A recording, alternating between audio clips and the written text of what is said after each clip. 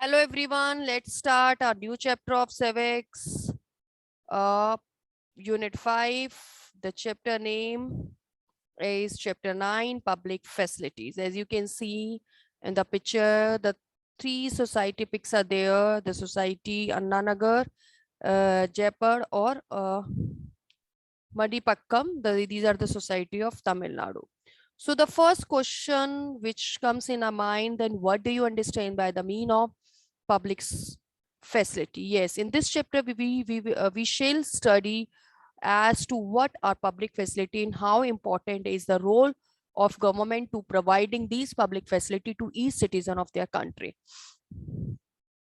Okay, so those facility which are quite necessity for the welfare of the people as a whole, as called public facility, like healthcare facility, medical facility, water facility, electricity facility, or transport facility, net facility, electricity facility, etc. An important characteristic of the public facility is that once it provided benefits should go to all the citizens equally without any distinction whatever. For example, the supply of electricity to any village will benefit all the people residing is that in that locality in one way and another. It's mean that pub public facility which provide by the government is not discriminate the people on the basis of the place of birth or gender or religion or caste, etc. Now, what is the role of the government in providing public facility? As you know that our country having a democratic government, so the role of the government is providing public facility to all equally. If by the government mean the government of the people, by the people, of the people.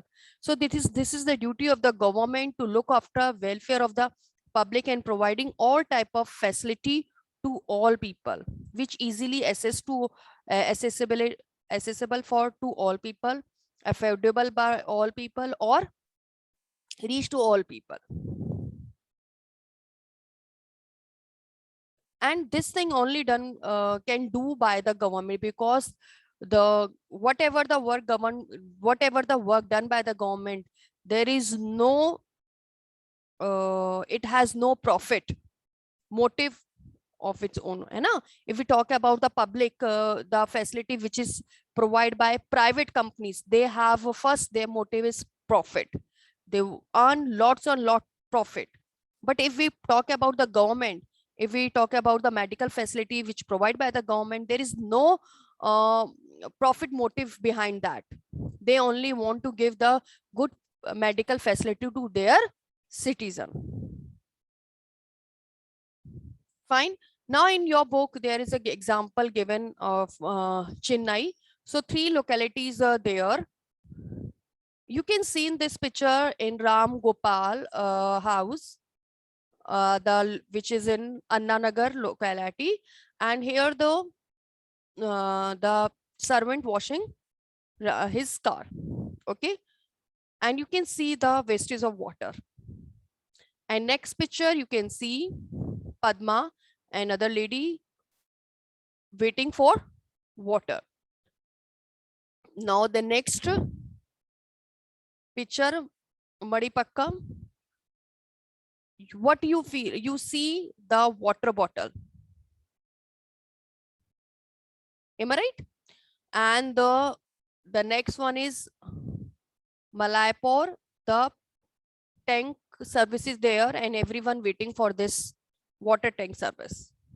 So these all three pictures indicate us which that there is a water problem in these locality. If we talk about Malapur, Saraipur or Madipakaram, but if we talk about the Annanagar, there is no any kind of scarcity of water. Okay.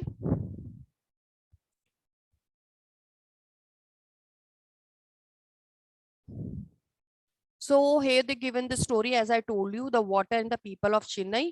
So where the Anna Nagar, the Ram Gopal, this area is a look lush and green with the lawn maintained by generous spraying of water. So the water is provided to them for maintain their bungalow lawn and for washing cars. And other side, the Chennai, other area, most area of the city, the Subramaniam apartment, Malapur, suffer from water shortage. Okay.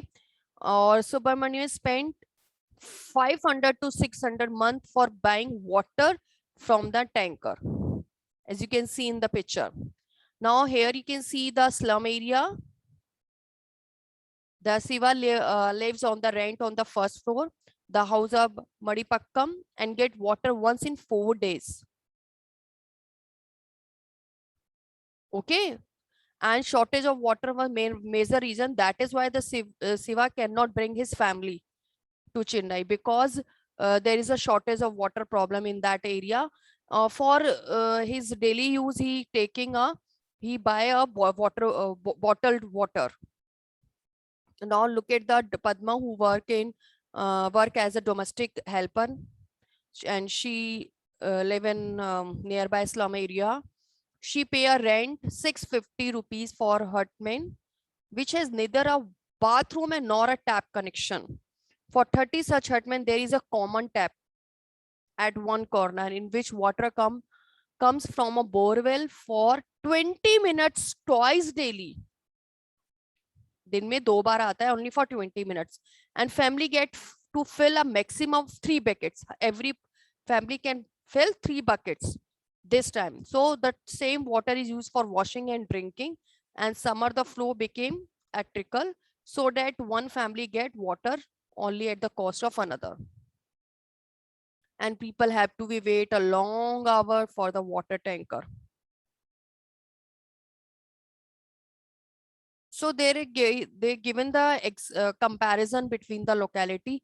जो locality बहुत ज़्यादा rich लोगों की है, posh locality है, वहाँ पर पानी की कोई problem नहीं है. If we talk about the slum area, so there is a lots of problem. Now government say the water is a part of the fundamental rights. How can say? Because it is given in the Article 21, that this mean that is it is the right of every person, which rich or poor, to have sufficient amount of water to fulfill his or her daily needs at a price that he or she can afford. So you can say the accessibility, affordability, or availability of water is there, should be there. And that is the responsibility of the government to provide the pure drinking water provide to their citizen. Because in other words, we can say there should be a universal access to water. The government cannot discriminate or ignore the people on the basis of their economic status. Because on the daily over 1600 diseases such as diarrhea, dysentery, cholera, this kind of waterborne disease, and about 1600 Indian, most of them children below age of 5, reportedly die every day because of the water related diseases. These that can be prevented if the people have access to safe drinking water. So through that you can understand the importance of safe drinking water. So I hope that everyone should understand the importance of water. From today they should start how to conserve the single drop of water. Am I right, everyone?